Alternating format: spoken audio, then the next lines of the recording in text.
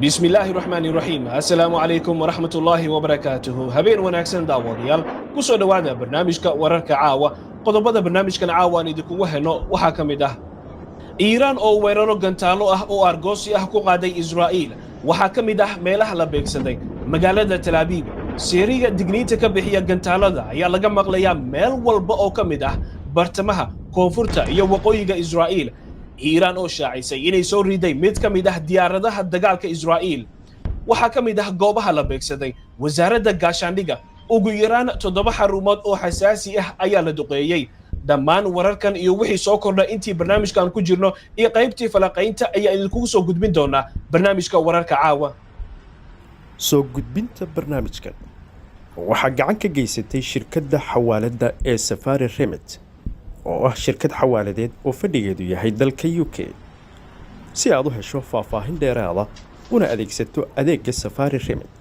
booqo website-ka shirkadda www.safariremit.com المركز الفرقان waxaad ugu imaanaysaa barashada iyo xifdinta quraanka kariimka oo hab online ah aad ku dhiganaysid isla markaana ay diyaar kuugu yihiin macallimiin ku xeel dheer xifdisiinta ilmaha ee quraanka kariimka waa adiga oo gurigaaga jooga ilmaha iyo adiguba ku barto quraanka kariimka habka casriga ah ee online-ka waa fursad qaali ah oo marle araga oo gurigaaga kuugu timid fadlan ubadkaaga u door macallin wanaagsan oo takhasuskiisu yahay quraanka kariimka iyo barashada shariicada islaamka sidoo kale waxaad ka helaysaa barashada axaadiista tafsiirka luqadda carabiga iyo ducooyinka almarkas alfurqaan kala xiriir telefoonada shaashada kaaga muuqda soo dhawaada mar kale daawadayaal maxamed maxamuud cadde oo wararkan soo ururiyay ayaa khadka ku jira maxamed ugu horeyntii inoogu bilow warkan ka soo yeeray ama laga soo sheegay ku saabsan pilotkan Israa'iiliga ah la qabtay warbaahinta Iiraan ka soo waramayso sida idaacadaha reer galbeedka ay ku warameen galabta oo jimcaha qoraxdii markay dhacday ayaa Israa'iil weerar rogaal celin ah oo ku xiga kii ay saaka aroortii qaaday ayay Iiraan ku qaaday sida ay sheegayso wakaaladda wararka ee Iiraan ee Tasniim la yiraahdo hal duuliye ayaa gacanta lagu dhigay oo waday diyaaradda nooceeda lagu sheegay F-35 oo ah nooca aanan raadaradu arki kareynin waxaana howlgalkaasi lagu beegsaday diyaaraddaasi waxaana la sheegayaa in duuliyihii gacanta lagu dhigay Iiraan dhankeedana waxaa muuqata in difaaceeda cirka uu hadda beegsanayo diyaaradihii weeraray waa gartay dhinaca gudaha Israa'iil channelka 13 ee Israa'iil ayaa war soo gudbinaya warkaas faahfaahin laga siiyay saacadii markii ku dhaweyd 9kii fiidnimo ayaa Iiraan waxa ay qaaday weerar gantaallo fara badan ay ku soo weerarayso Israa'iil gudaheeda weerarkaasi magaalada Tel Aviv ayaa lala eegtay janaalka 13aad ayaa waxa uu sheegayaa gantaaladaasi soo dhacaya qaar kamida in ay ku dhaceen wasaaradda arrimaha dibadda Israa'iil waxaana la sheegayaa in dab xoog leh uu ka socdo meel ku dhow wasaaradda arrimaha dibadda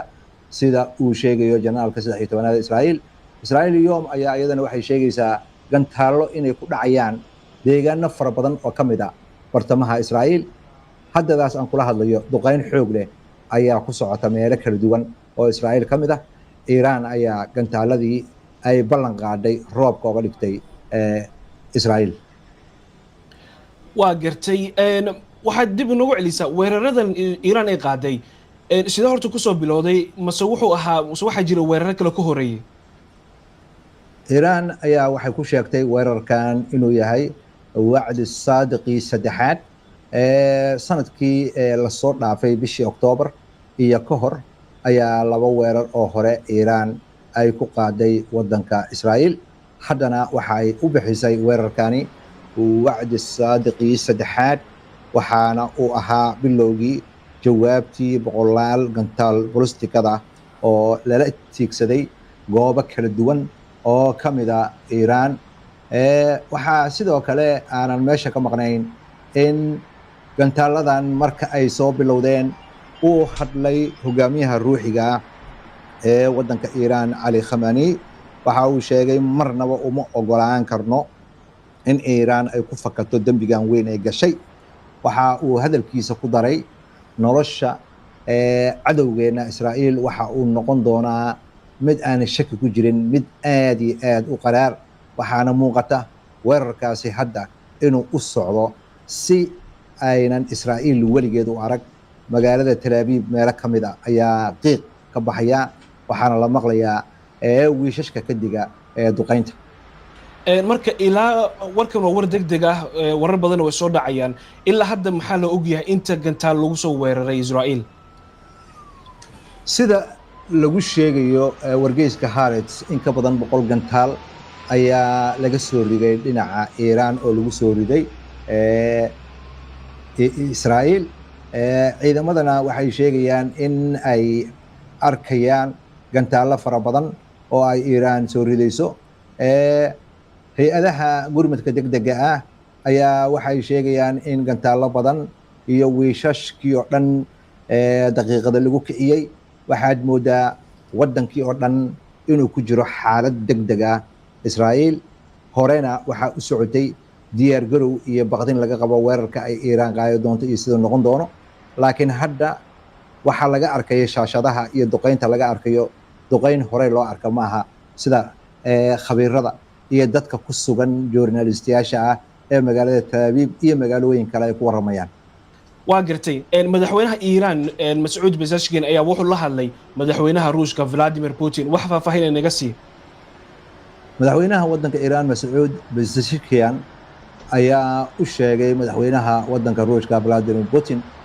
in Israa'iil ay xadgudub ku samaysay qawaaniinta caalamiga ah,